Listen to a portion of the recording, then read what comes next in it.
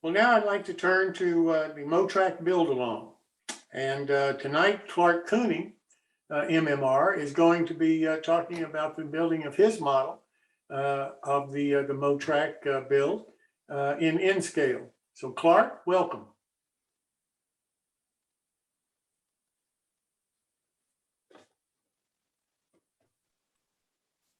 I'm here.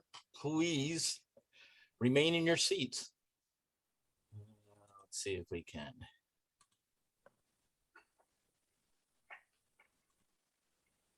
All right. Woohoo! Everybody see our screen? I see a screen. Okay. Well, we're just trying to get to the main. There we go. Woohoo! All right. Welcome to pieces 4 and 5 of this little build. If you've been building along, and I don't know how many of you have been doing it in N scale, it's an interesting tip. So in this segment, I kind of finish it up. Now, one of the things I realized I didn't do the stairs. One of the things that I am lucky to have is called the lumber store. It comes from our friends at Fast Tracks, or in this case, Mount Albert Scale Lumber. It's really a neat piece. It is a lazy Susan, and you can spin this thing around, and it has all your HO, in this case, HO lumber.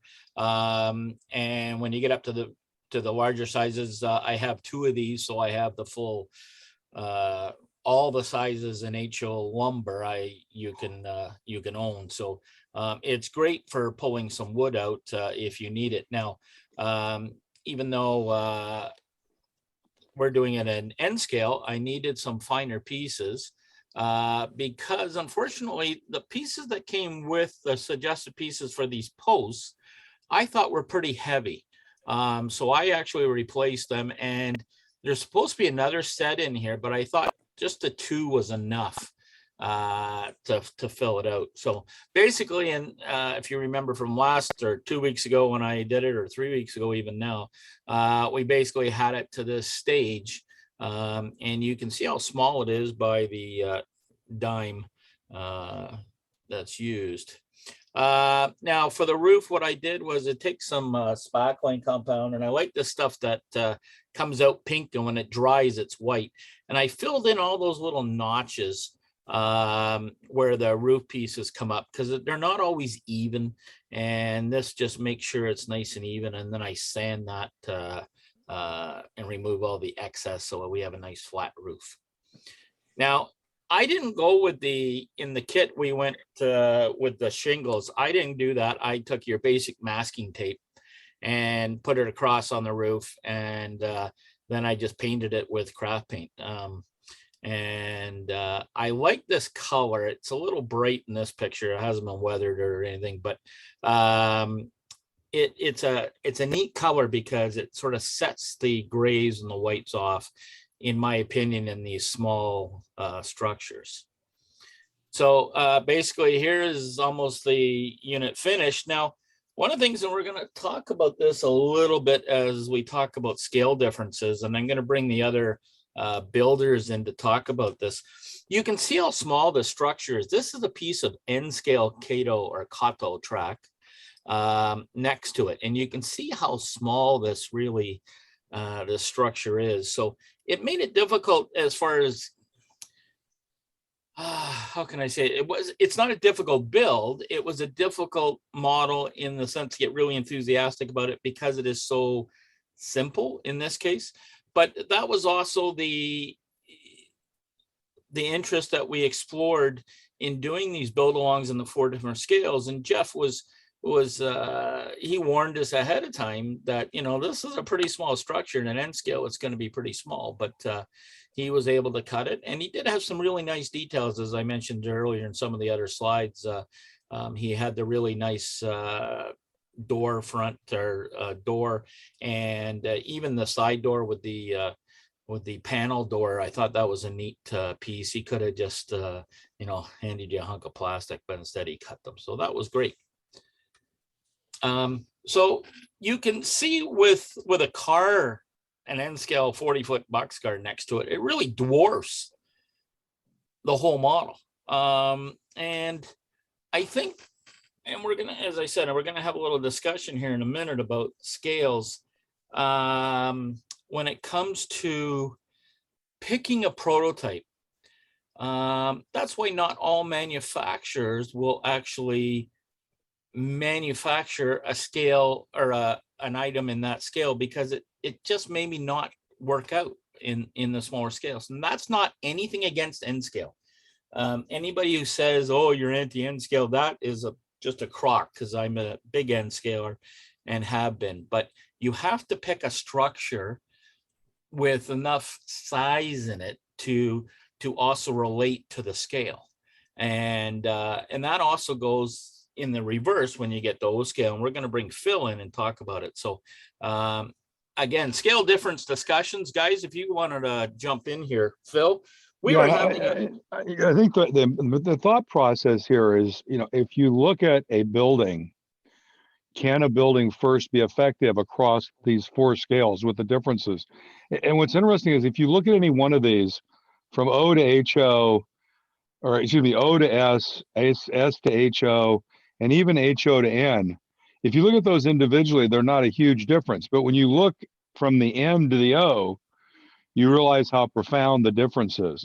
And I think the perspective here is that this structure has a lot of applicability in O, because it's small and can fit into the tight spaces that often O creates because it's so large and congested. On the N side, it becomes almost too diminutive. And what the other thing we were talking that's interesting to think about is, if you think about an N scale building and you fit it into the O scale space. So if you think about what would an N scale building look like if it were modeled to the same size as that O scale on the left, you realize that you'd have a much larger building. If you looked at that, if you looked at the left structure and said that was an N scale building on a layout, it would be essentially a 3-story tall, fairly large industrial kind of building. And so, kind of fitting to your space, I think, was what is a very interesting view that this kit really brings out. This is Greg. I think another thing that we haven't touched on in talking about our scale differences is they've always been applying to the scale of a railroad that you're building for. And it may be because you have a layout, or because everything you build is in that scale. And so you have all of the extra parts in the strip wood and all the stuff that works for that scale. But when you're building something in an N scale versus larger, and especially in one of the largest scales, the actual building itself can be over so quick. I've done a couple N scale buildings, and one of them was a very small building, and really it could have been put together in one day. And since I now build structures for enjoyment, that's only a day of enjoyment. And so I kind of enjoy the larger scales because I can do more to them. When I build an O scale building, sometimes I feel like I take forever because I'm used to doing the level of detail that I do for HO, but so much more is called for because it's so bigger that it just takes so much longer.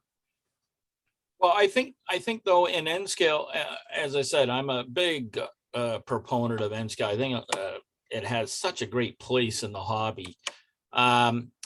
Building, again, if you and this is not the building that we built, the picture, it's a different structure.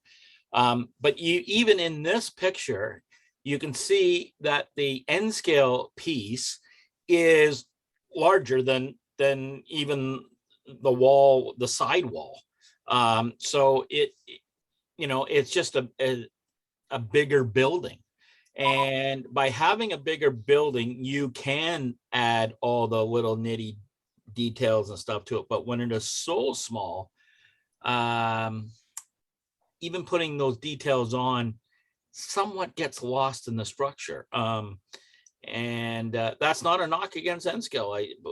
Please, if you're an N scaler, that is not what it is. You just have to build a little bigger structure to get all those nuances in that you can put in on a structure. So, it's like going out and putting a tool shed in the backyard compared to a garage.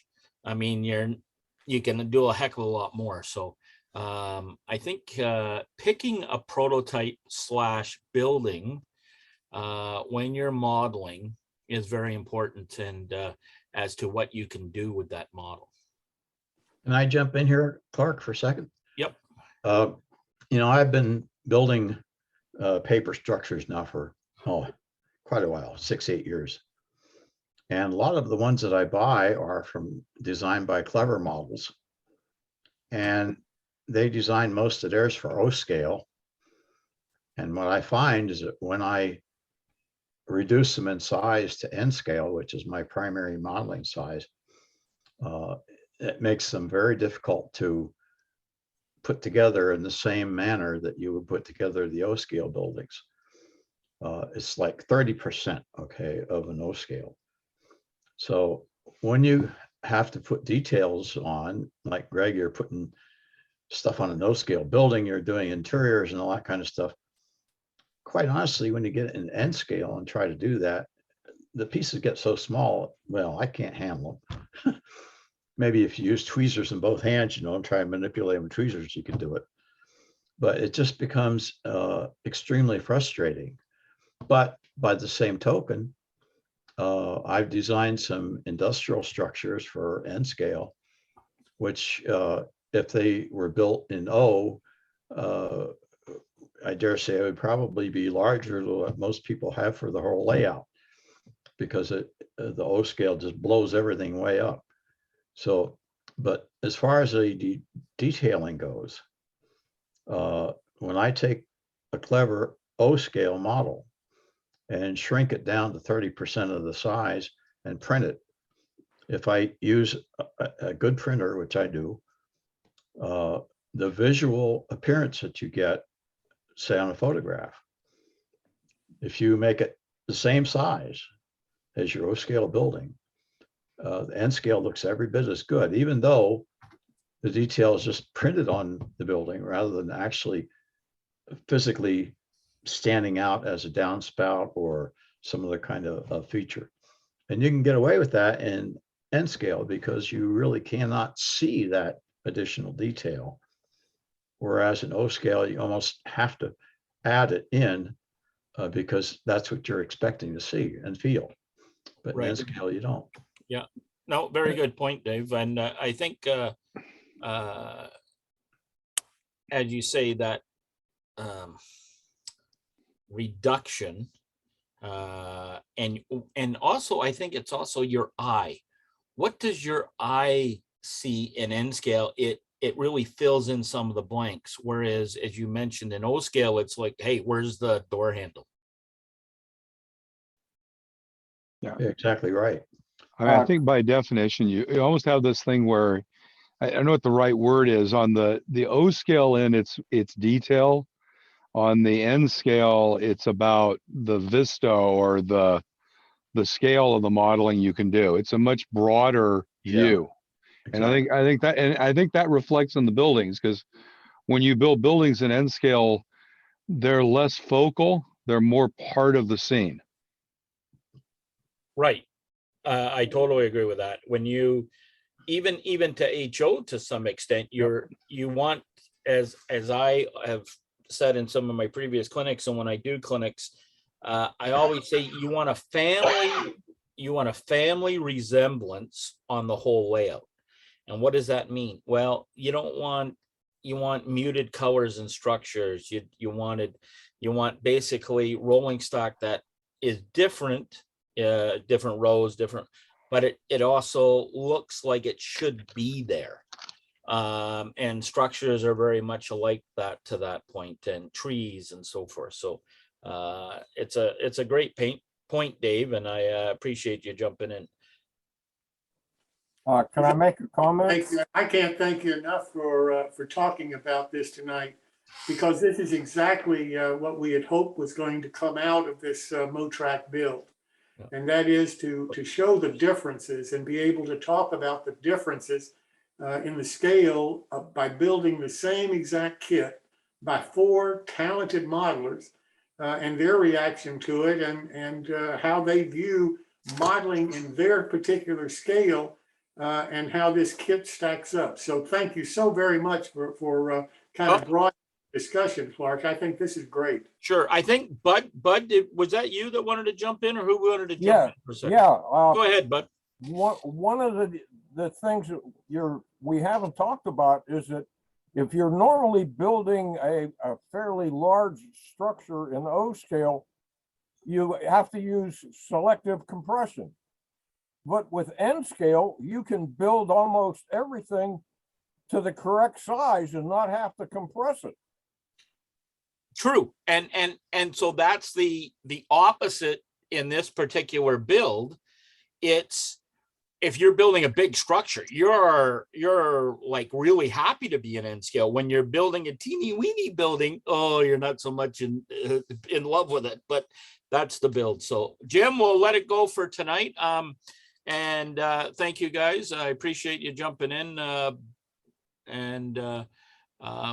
The next build along, as I mentioned, is and Jim mentioned earlier, is the Bantha models. This is really a neat build. And I learned a brand new technique, which I'm going to try on this building, and it should be interesting. So please buy your building off Bill, and we'll see you next week for the start of this one. And that's all, folks. Clark, again, I really do appreciate you and Phil and Greg talking about the difference in the scales, because that's exactly what the MoTrak build was supposed to be all about, is to try to differentiate the scales and what's involved in it, and how a modeler views his scale, I guess, differently than a modeler in another scale. And I really think that's important, and I can't thank you guys enough for bringing that out tonight.